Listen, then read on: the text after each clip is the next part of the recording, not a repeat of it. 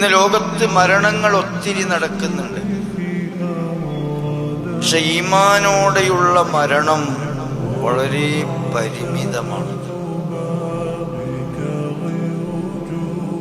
എൻ്റെ ഈ വിഷയം അവതരിപ്പിക്കാൻ ഭയങ്കര ബുദ്ധിമുട്ടാണ്. ഞാൻ ഈ അവതരിപ്പിക്കുന്ന വിഷയം അവതരിപ്പിക്കാൻ വലിയ ബുദ്ധിമുട്ടാണ്. പക്ഷെ അവതരിപ്പിക്കല്ലാതെ ഒരു നിവൃത്തിയില്ല. ജനങ്ങളോട് ഇത് പറയണ്ടേ? നിങ്ങൾ നിങ്ങളുടെ ഭാര്യമാരെയും മക്കളെയും നാട്ടുകാരെയും ഒക്കെ ഒരുമിച്ച് കൂട്ടി അവരോടൊരു സംഗതി, ഒരു സത്യം അവരോട് വിളിച്ചു പറയണല്ലോ. അല്ലെങ്കിൽ നാളെ പരലോകത്ത് എന്നിട്ട് നമ്മൾ ഇത്ര ഗൗരവാന്ന് ആലോചിച്ചില്ല എന്ന് അവിടുന്ന് എങ്ങാനും പറഞ്ഞാൽ, നിങ്ങളവിടെ സർക്കിളിന്റെ കീഴിൽ ഒരു പിന്നെ ക്ലാസ്സൊക്കെ സംഘടിപ്പിച്ച് മലപ്പുറത്തുനിന്നൊരു മൂലയിൽ വരുത്തി അയാളും അതൊന്നും പറഞ്ഞെന്നീലേ എന്നേറ്റ പടച്ചോൻ ചോദിച്ചാലോ എന്ന് ഞാനും പേടിക്കണുണ്ട്. മരണങ്ങൾ ഒത്തിരി നടക്കുന്നുണ്ട്.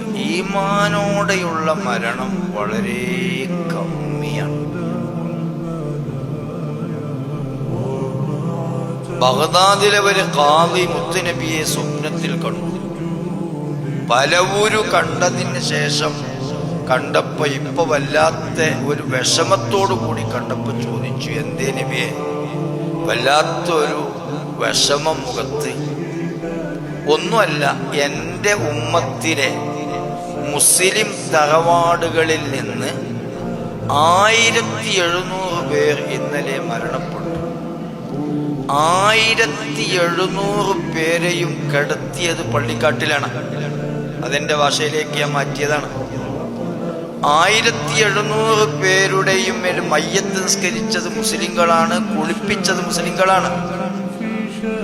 1700 പേർ എൻ്റെ ഉമ്മത്തിൽ നിന്ന് ഇന്നലെ രാത്രി അഹമ്മദും ഫാത്തിമയും ആയിഷയുമായി മരിച്ചിട്ട് 1698 പേർക്കും ഈമാൻ കിട്ടാതെ മരിച്ചു.